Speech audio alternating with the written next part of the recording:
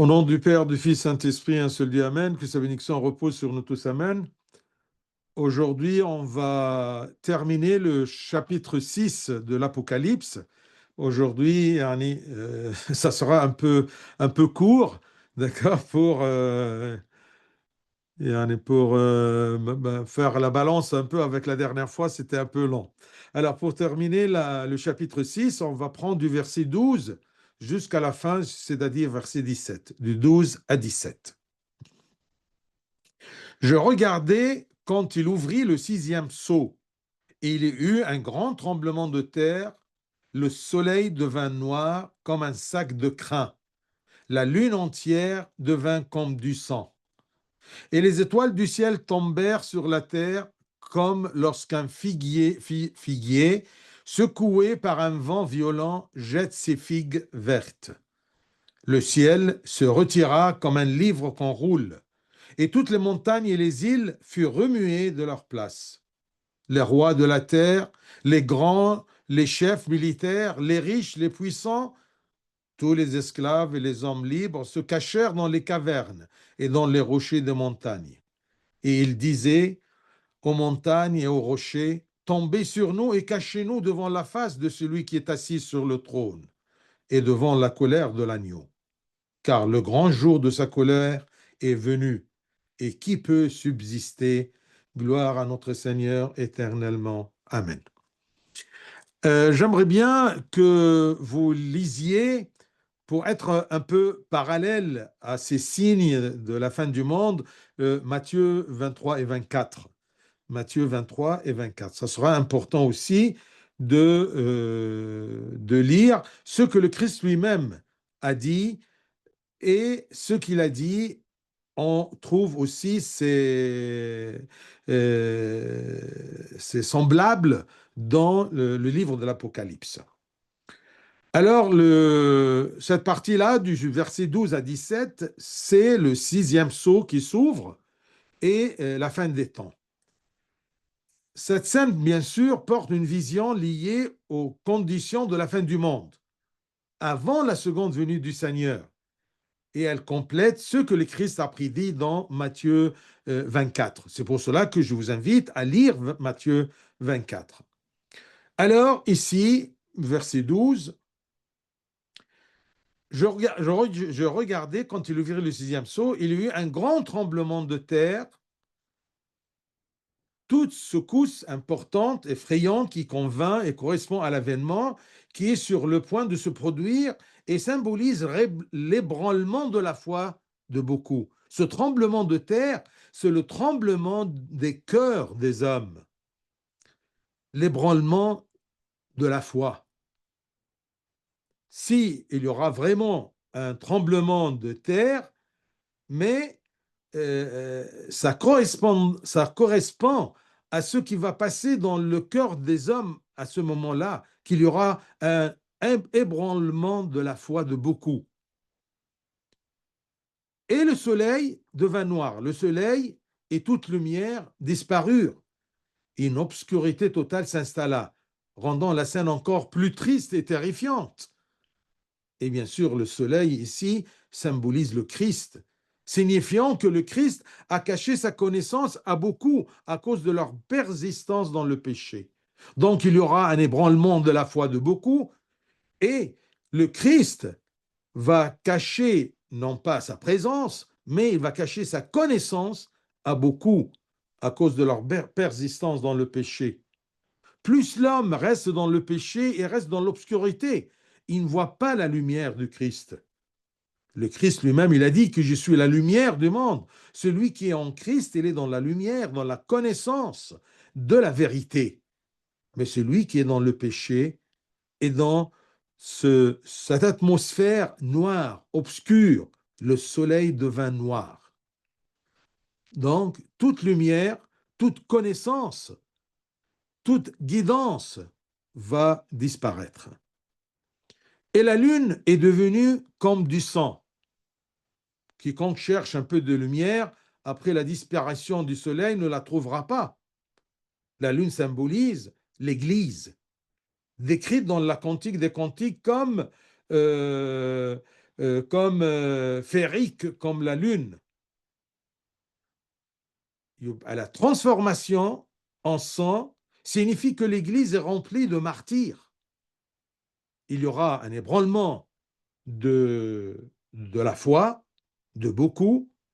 Il y aura une disparition de la connaissance du Christ, le soleil, et il y aura beaucoup de sang, beaucoup de martyrs dans l'Église.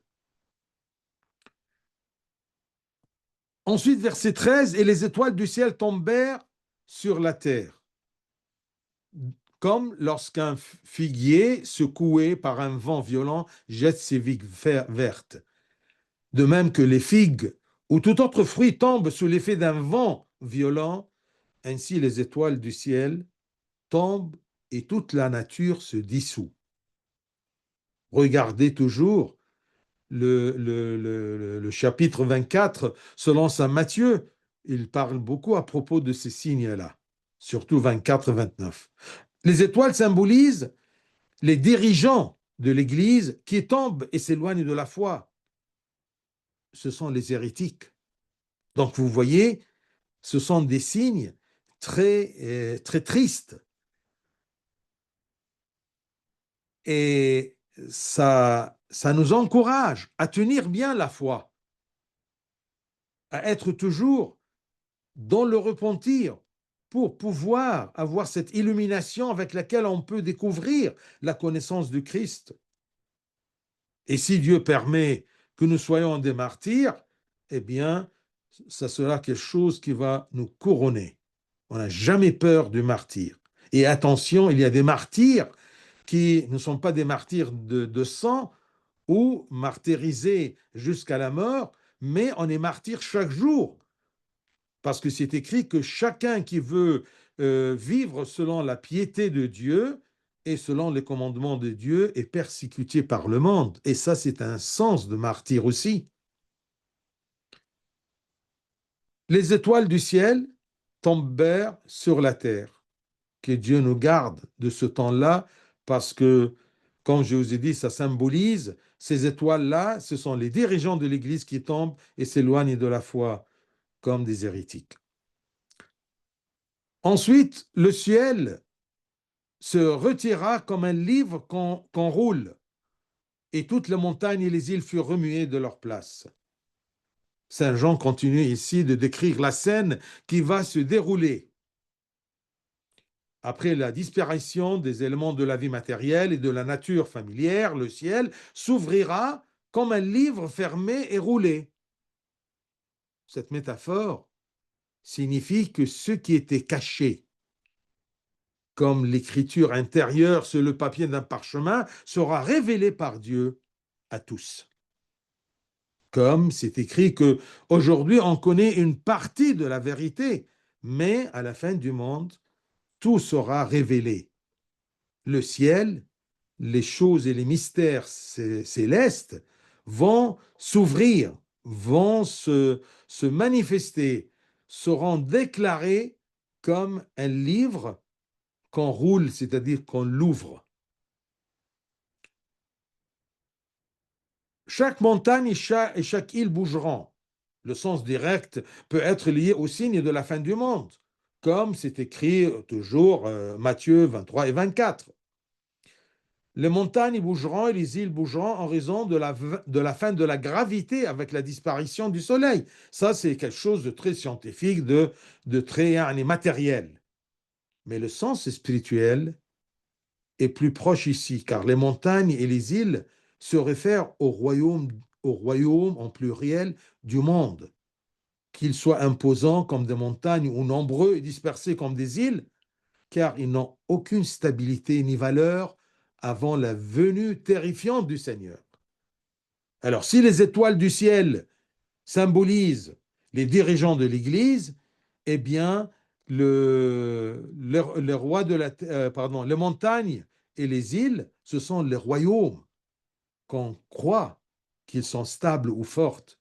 Et vous voyez même dans la vie politique, aujourd'hui, il y a un pays qui est comme une montagne, Mais peut-être un peu plus loin, ce pays va s'effondrer. Donc, toutes les montagnes, malgré qu'ils sont nombreuses comme les îles, mais tout seront remués, c'est-à-dire seront déstabilisés. Car tous ces royaumes de ce monde-là, ils n'ont aucune stabilité ni valeur avant la venue très terrifiante du Seigneur. Et ce sens est plus conforme à la description spirituelle du verset suivant. Regardez le 15, les rois de la terre. Il parle à propos des montagnes, des royaumes. Et ensuite, dans le verset 15, les rois de la terre, les grands, les chefs militaires, les riches, les puissants. Les rois de la terre, les grands hommes, les princes et les puissants, ce sont tous ceux dont les gens s'attendaient à ce qu'ils résistent à l'adversité, à y échapper grâce à leur force, comme des montagnes, et à leur grande richesse et à leur puissance terrestre. Mais tout ça, d'accord, ça sera comme si des montagnes et des îles qui se remuent de leur place. Ils sont déstabilisés. Et ensuite, il continue, tout esclave et tout homme libre, c'est-à-dire toutes les classes restantes de la société seront soumises à ce qui a été appliqué à leurs prédécesseurs. Rien n'est stable que notre Christ. Et si vous vous rappelez, dans les premiers chapitres, on décrivait toujours le Seigneur comme avec des pieds en cuivre, quelque chose de solide, quelque chose de stable. Parce que le Christ est la vérité, avec un V majuscule, et la vérité est stable. Personne ne peut changer la vérité. On peut la cacher, on peut l'ignorer, mais elle est toujours là. Elle persiste beaucoup plus que les montagnes et les rois de la terre, les grands, les chefs militaires, les riches, les puissants et tous les esclaves et les hommes libres se cachèrent dans les cavernes. Ils se cachaient dans des cavernes, dans des grottes. C'est une métaphore qui exprime l'intensité de la peur, de la terreur et le désir de s'échapper et de se cacher, quand rien de tout cela n'est possible. On ne peut pas se cacher, on ne peut pas s'éloigner, d'accord, de la venue du Christ. Et on peut pas se cacher du jugement de Dieu. Alors, comment peut-on se cacher ou trouver un moyen de se cacher après la chute des étoiles et la disparition du soleil et de la lune? Ou comment peut-on se soustraire à la face de Dieu? C'est très important pour un chrétien de se rappeler toujours que rien ne va le protéger de l'apparition devant le trône du jugement, devant le jugement de Dieu. Ce Dieu qui connaît tout, on ne peut pas se cacher. Qui peut se cacher de la face de Dieu? Aujourd'hui, peut-être, on commet le péché en disant quoi? En disant ou en s'imaginant que Dieu ne voit pas. Mais non, Dieu voit tout geste et écoute toute parole. C'est effrayant, oui, c'est vrai. Mais ça nous met en garde que chaque geste et chaque parole qui sort de ma bouche, eh bien, c'est calculé. Mais tout efface toutes ces transgressions par le repentir. C'est pour cela que la chose importante dans notre effort sur terre, c'est d'essayer de se repentir de tout ce qu'on fait et tout ce qu'on pense et tout ce qu'on dit. Et le repentir, ce n'est que reconnaître que j'ai péché et se laver dans le mystère que Dieu nous a institué sur terre, son corps et son sang. C'est ça l'importance de l'Eucharistie. C'est tout simplement, si j'ose dire, c'est ça les cavernes ou les grottes où on peut se protéger, d'accord, du jugement de Dieu le jour du jugement. Alors, comment peut-on se cacher, trouver un moyen de se cacher? Eh bien, tout simplement par le repentir et par l'Eucharistie. C'est ça qui peut nous aider à éviter le jugement de Dieu. Donc, cela signifie que tout ce dont une personne se vante, qu'il s'agisse de leadership, de rang, de beaucoup d'argent, de capacité mentale, de puissance sur la terre, de pouvoir, eh bien, ça ne sera d'aucune utilité. Quand les montagnes et les étoiles du ciel tombèrent, et les rois de la terre et les puissants et tous les niveaux de la société, eh bien, ils vont chercher à se cacher dans des cavernes et dans les rochers et les montagnes. Souvenons-nous, ou souvenez-vous avec moi toujours que seuls les humbles trouvent grâce devant Dieu. Ce que Saint Luc a dit dans son évangile, premier chapitre, verset 30. Il a dit ceci à travers la Sainte Vierge Marie, quand l'ange est venu en lui disant « Ne crains point, Marie, car tu as trouvé grâce devant Dieu. » Pourquoi? Parce qu'elle était humble. Et puisqu'elle était humble, sûrement, elle vivait le repentir. Ne crains point.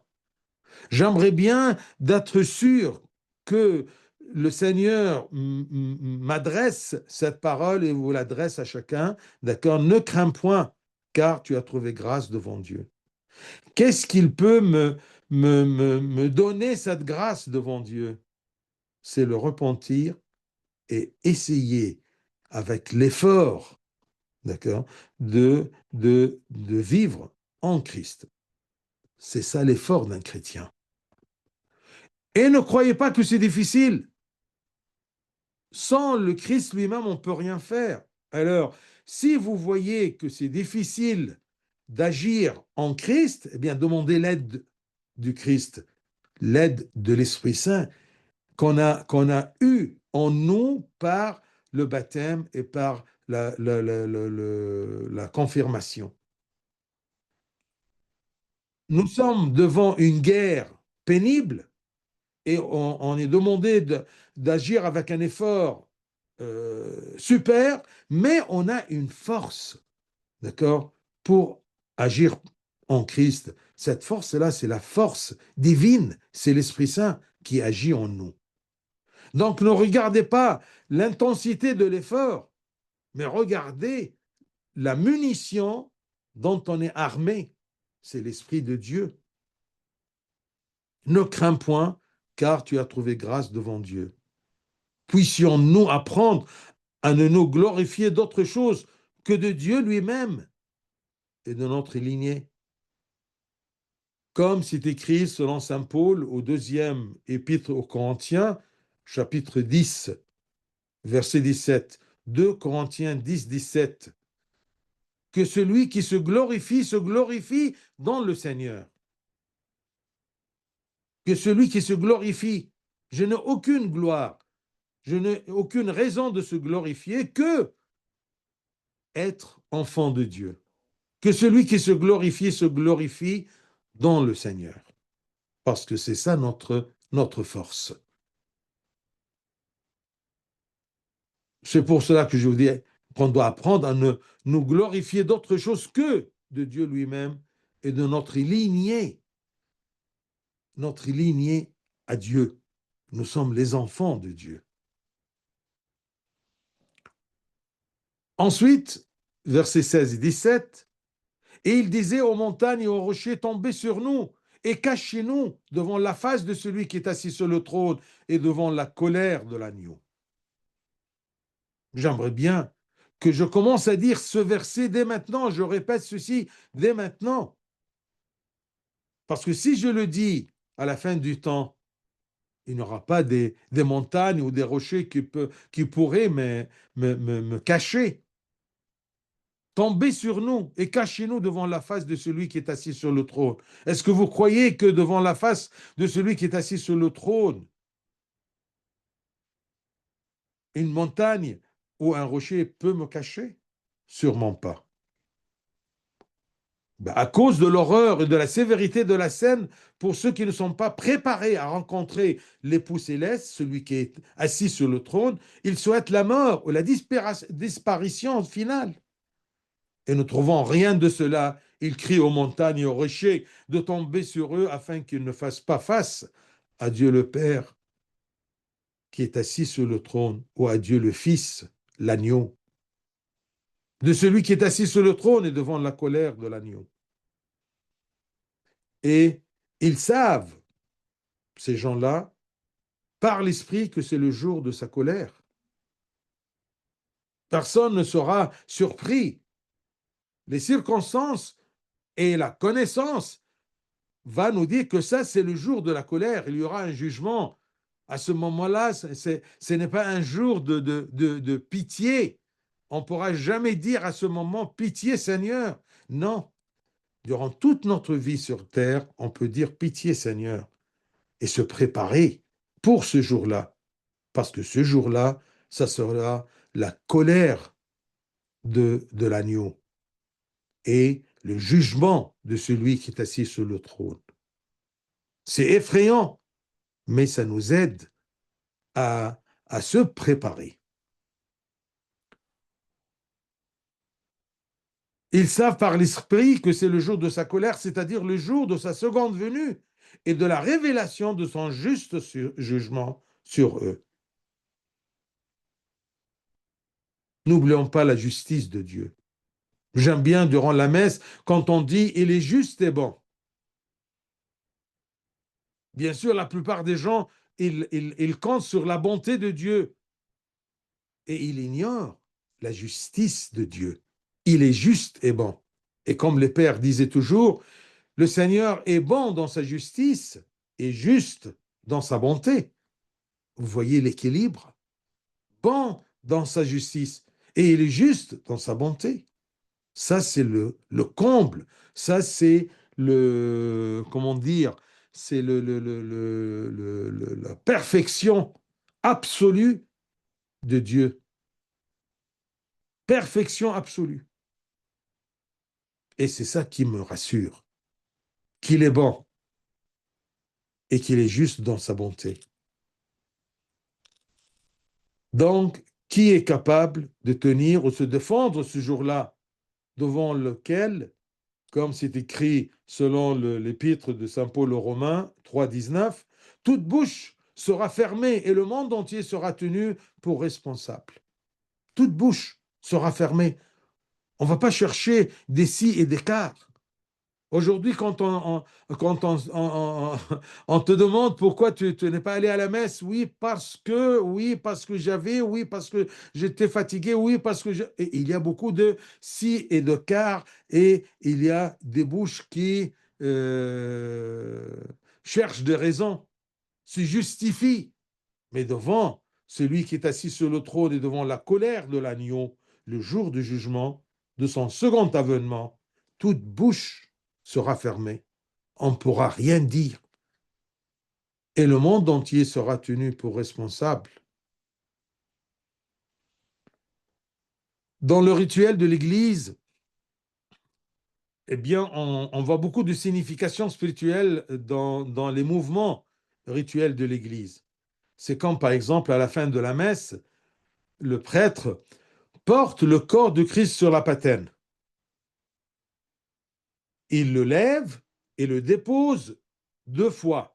Mais il le lève, il fait un demi-tour vers le peuple, ensuite retourne et le met sur l'autel, ensuite le relève pour une deuxième fois et il se tourne vers le peuple et ensuite le remet encore une fois. Ensuite, il va pour donner la communion ou il commence à communier, à donner la communion au diacre. Donc, avant la communion, le prêtre, il fait ce geste-là. Regardez bien, d'accord? Eh bien, c'est 2 fois en 2 tours représentant les deux venues du Christ. La première pour la rédemption et la miséricorde, et la seconde pour le juste jugement. Alors vous voyez, même dans les mouvements rituels de l'Église, elle nous fait rappeler que, attention, si le Christ est venu une fois pour nous sauver et pour la miséricorde et pour nous présenter la rédemption et nous offrir le salut et le retour au sein du Père, eh bien, il y aura un second avènement pour le juste jugement, où chaque bouche, toute bouche sera fermée et le monde entier sera tenu pour responsable. Chacun sera responsable de ce qu'il a fait, ce qu'il a dit, ce qu'il a pensé. Et durant ce deux fois-là, en deux tours, eh bien, le peuple chante à chaque tour, béni soit celui qui vient au nom du Seigneur. On voit toujours même des diacres qui commencent à crier, Al-Magdullah fil Ali. Mubarak al-Ati bism al-Rab. Ils crient. Bien sûr, le peuple, tout le peuple doit dire la même chose que les diacres. Et ceci en signe d'humilité, de prosternation, et exprimant notre crainte de ce jour extraordinaire, celui de la seconde venue de Christ. Béni soit celui qui vient au nom du Seigneur.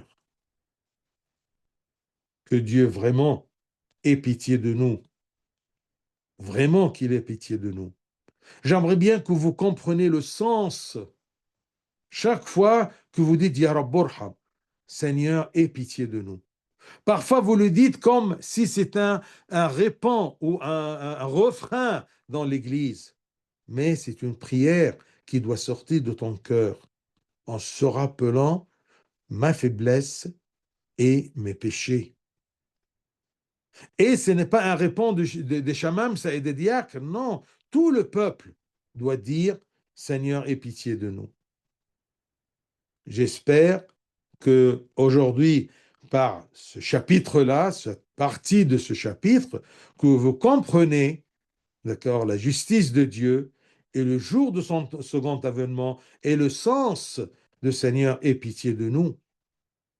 C'est important que ce soit quelque chose qui nous préoccupe le jour du Seigneur.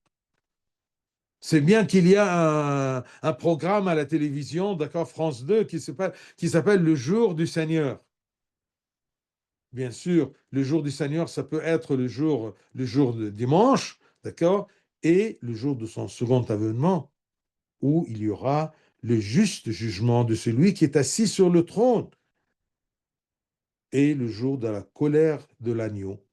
L'agneau nous a donné beaucoup d'amour. Le moment qu'il est venu pour se sacrifier, pour nous sauver comme un agneau sans défaut, immolé pour nous.